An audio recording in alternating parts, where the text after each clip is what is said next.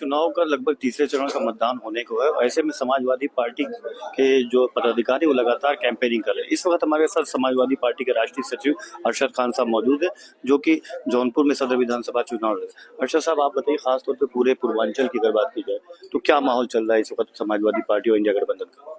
India गठबंधन बनने के बाद तो उतना अच्छा माहौल नहीं नजर आ रहा था, लेकिन जो जो वोट शुरू हुआ है तो पब्लिक ने मन बना लिया, ऐसा लगता है कि सत्ता परिवर्तन का।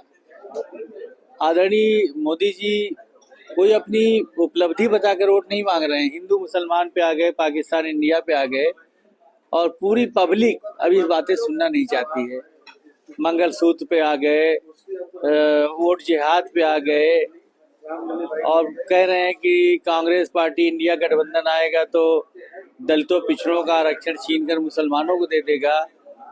तो ये सब बातों से पब्लिक ऊब गई है, और अब पूरे देश की जनता ने मन बना लिया है कि मोदी जी को हटाना है और इंडिया गठबंधन की सरकार बनाना है।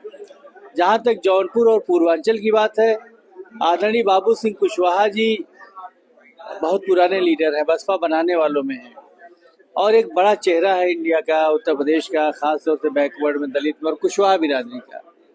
इनके मैदान में आते ही जौनपुर में 1.5 लाख वोट बीजेपी का घट गया और समाजवादी पार्टी इंडिया गठबंधन का 1.5 लाख वोट बढ़ गया। तो बाबू सिंह कुशवाहा जी भारी बहुमत से जीतने जा रहे हैं, और पूर्वांचल में बम्पर रिजल्ट इंडिया गठबंधन का आने जा रहा है। आजमगढ़ जीतने जा रहे हैं, मछली शहर जीतने जा रहे हैं, लालगंज जीतने जा रहे हैं, गाजीपुर जीतने जा रहे हैं।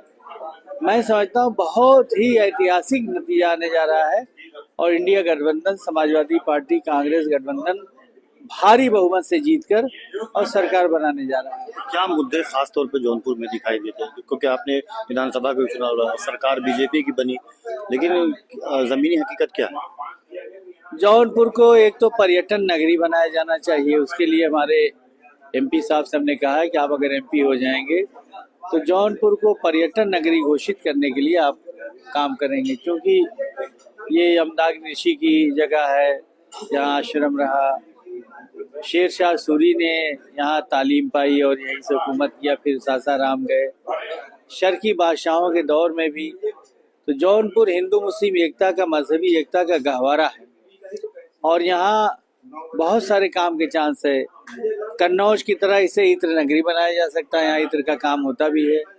मैंने कल भी एमपी साहब से इस पर डिस्कस किया है। कन्नौज की तरह से यहाँ इत्र का उद्योग बढ़ाया जाए ताकि रोजगार यहाँ से लेके विदेश तक फैले और यहाँ के लोगों को रोजगार मिले। तो बहुत सारी चीजें। जौनपुर हमारा बहुत अच्छा जिला है और मजहबी एकता यहाँ हमेशा रही, कभी दंगा नहीं हुआ आज तक।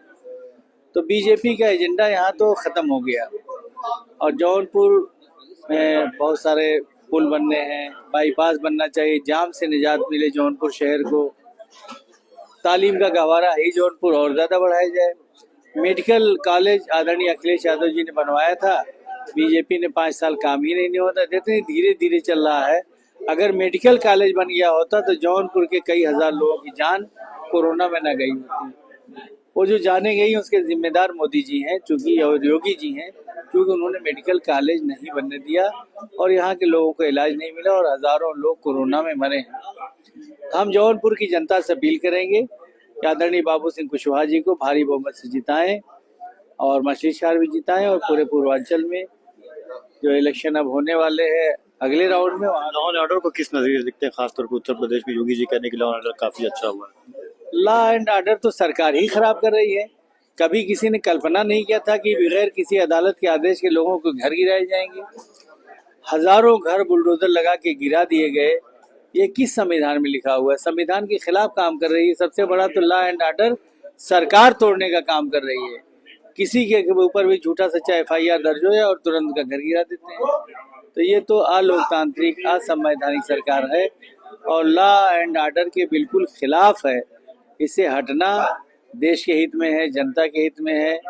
कभी आज तक भारतीय जनता पार्टी ने दलितों पिछड़ों का आरक्षण की बात नहीं किया। चलो मुसलमानों की नहीं किया, हम जानते हैं, लेकिन दलितों पिछड़ों के लिए एक धरना कभी 75 साल में जनसंघ और बीजेपी लगाया और दिखा दें तो बताइए। वो आरक्षण के खिलाफ है, संविधान के खिलाफ है, बाबा साहब अम्बेडकर के खिलाफ है। तो संविधान बचाने के लिए दलितों पिछड़ों के आरक्षण बचाने के लिए आज देश की बड़ी पैमाने में जनता इंडिया गठबंधन के साथ है। और खास तौर से राहुल गांधी जी ने जो बहुत बड़ी पदयात्रा किया, उससे उनका व्यक्तित्व एक अच्छे लीडर की शक्ल में उभरा है और उनका मैसेज जो भारत जोड़ो का था, जनता ने उसे अडॉप्ट किया है और इंडिया गठबंधन भारी बहुमत से जीतने जा रहा है। जी, ये थे अरशद खान साहब, जो कि समाजवादी पार्टी के राष्ट्रीय सचिव। उन्होंने कहा कि इंडिया गठबंधन की सरकार जो है बनने जा रही है और जिस तरीके से राहुल गांधी और समाजवादी पार्टी के राष्ट्रीय अध्यक्ष अखिलेश यादव ने जनहित के मुद्दे को संविधान बचाने के लिए चुनाव लड़ रहे हैं, आने वाला 25 तारीख ही बताएगा कि किसकी सरकार